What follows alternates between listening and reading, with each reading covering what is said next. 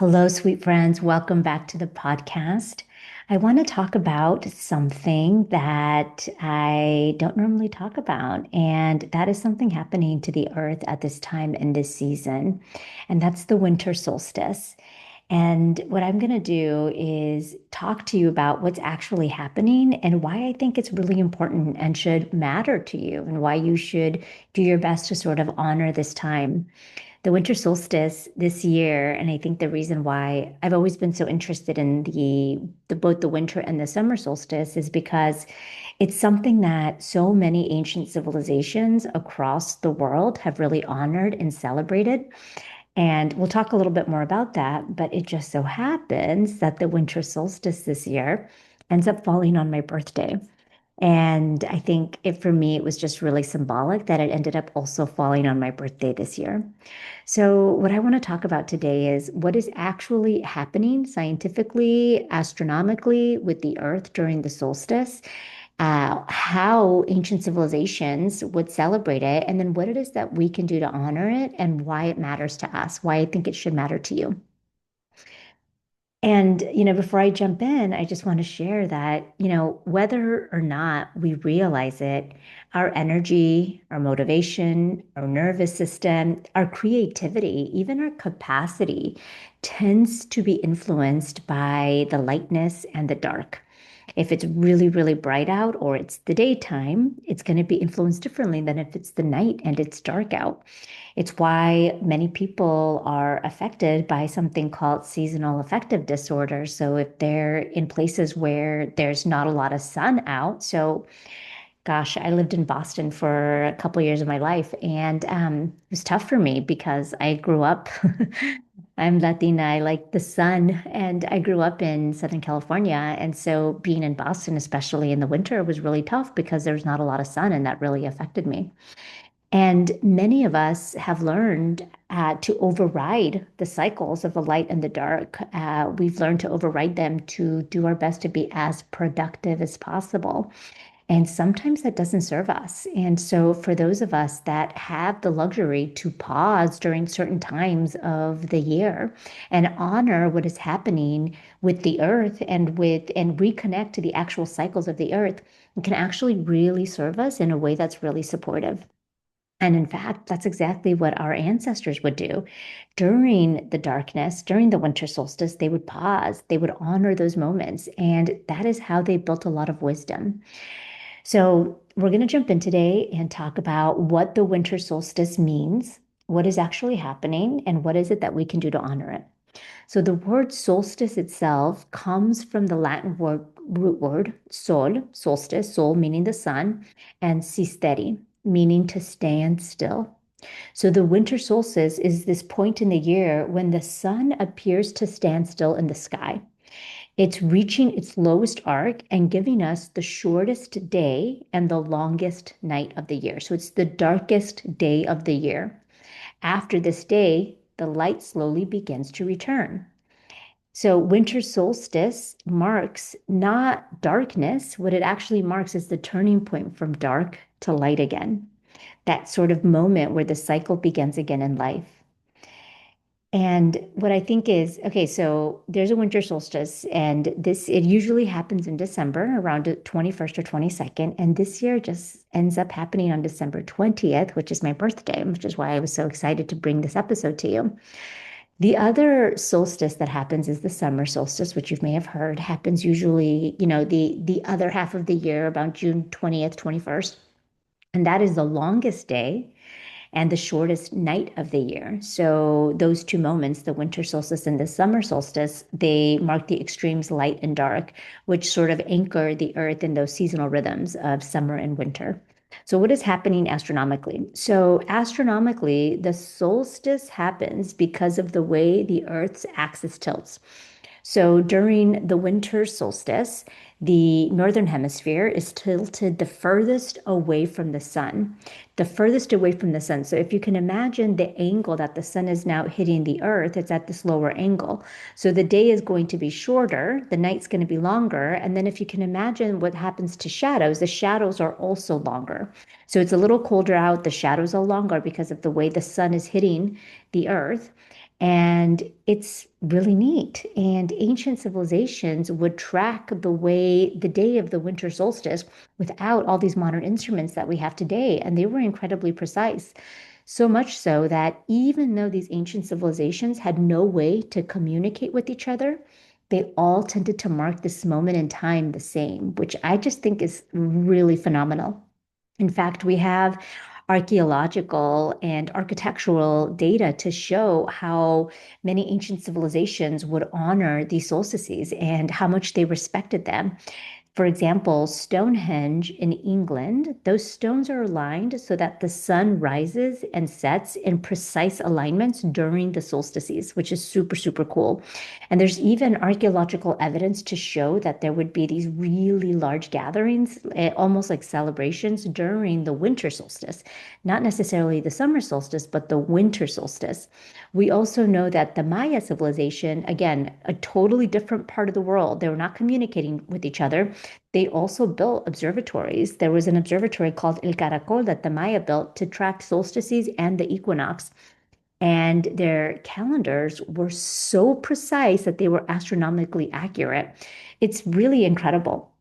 So when you think about this, why is it that there was so much gathering around the winter solstice? Well, the winter solstice meant a rebirth. It meant the sun coming back. It meant a celebration, knowing that, okay, the sun is coming back, warmth is coming back, which meant that we were going to have crops to harvest again. And it was a lot of celebrating what the earth was able to provide, what the earth was going to provide again. That's really, really beautiful when you think about it. And these ancient civilizations would honor the winter solstice with many different celebrations, with gatherings, with rituals like fire rituals. They would do a lot of resting during this time. And it was a time to really honor the cycles of death and rebirth. They weren't also just spiritual practices, they were also a way for the community to come together in a way that created co regulation of the nervous system. So when I think about the winter solstice today and why it matters so much for us now to honor it, you think about, okay, the winter solstice is happening over the winter. It also happens to be for a lot of the world, uh, some major holidays happening over the winter. A lot of people take time off work during that time. And so it's sort of like we have time off work, it's over the winter, it's darker. It's an opportunity for us to really reset, to rest and reset. Not to push through the way so many of us have been taught, but to really, if we have the opportunity to do this, to take a moment to pause. Because even though so many of us have been programmed to push through these seasons and to not align our bodies to the seasons, our biology hasn't necessarily changed, which means that for many of us, our bodies are craving rest during the winter time. And that is something that gets to be honored. So honoring the winter solstice allows us to downshift from this chronic activation of our sympathetic nervous system, which is sort of our activated stress response that is always on, and to instead regulate it with our parasympathetic nervous system, which is our relaxation response that can turn on. And to do that without that sort of reflexive guilt that we get when it comes to taking downtime or resting or not thinking about goals. So it allows us to reflect before we start initiating something new. And in that rest, in that restoration, that's where we restore creativity. That's where we restore intuition, where we restore connection to ourselves and to others, to our community.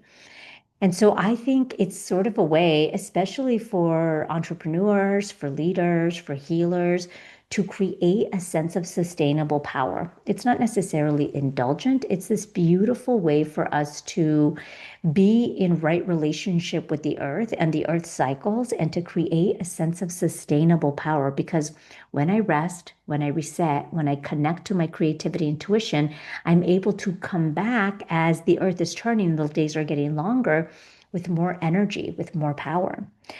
So, how is it that we can honor the winter solstice today? So, I'm going to share with you a few practices that we can use sort of in our modern world now. and take whatever lands with you. See which one of these you want to practice. And this doesn't have to be something that feels awkward to you or that you have to do like go out and buy a bunch of things. This is something that you can just do in your home. If you already have a meditative practice or a journaling practice, you can just consider adding some of this into that. So, one of the things that's really important to do is just to create intentional stillness that day, either early in the morning or in the evening. Just pause and be grateful. Just pause and be grateful that that the earth is tilting, that the sun is coming back, that our days are going to be longer. Thank you. Thank you, Earth. Thank you, Mother Earth. Thank you, Cosmos, for showing me that there is lightness and that there is darkness, that there is this dichotomy, that both of these things exist, and that one isn't better than the other, and that the light will always show up even after long days of darkness. So that is a really beautiful thing to do. I'm also going to give you some reflection questions that you can just sit with. These are reflection questions that I tend to sit with during the solstice that are just really in service because if you think about again what the winter solstice represents, it represents a completion of the cycle of dark to light. And so what I think about it is like death to rebirth. And a question you can ask yourself during this time is, what has come to completion? What has completed its cycle in my life in this year? And it's just so lovely that it happens to be at the end of the calendar year because it's something that you can also use to evaluate your year as you're thinking about what you're creating in the year to come. So a question can be, what has completed its cycle in my life this year? Another question I tend to ask myself is, what am I ready to release?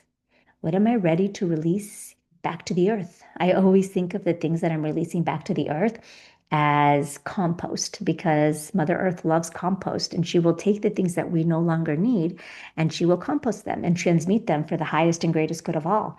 So, what has completed its cycle in my life this year? What am I ready to release? What is no longer serving me? And the last one is what is ready to be born? What is ready to come through me? What is ready to be born? That by itself, just that time to pause, to reflect, to sit with yourself, honor yourself, ask yourself those questions, that by itself is a beautiful honoring of the winter solstice. So the winter solstice again reminds us that we don't need to force or push or pressure ourselves to constantly be going. We can honor the fact that every growth requires a stabilization, requires a time to rest. We can honor the cycle. And we know that darkness is never the absence of light, but it often is the container where the light is reborn. There is no light without darkness because you need to be able to have one without the other. As Einstein said, everything is relative. Everything is relative. You can't have one without the other. So, sweet friends, as I close this episode today, I hope you will take some time to just allow yourself to walk in right relationship with the earth, with the cycles of the earth, and reconnect to the magic of the solstice, to allow that to come through you and to really honor this energy. Anytime that we sit and we honor the energy of the cosmos, I think about it when I do new moon or full moon ceremonies. We're using the energy that's already existing around us to really support us in our growth. And that creates flow, that creates ease. It's a beautiful place to be.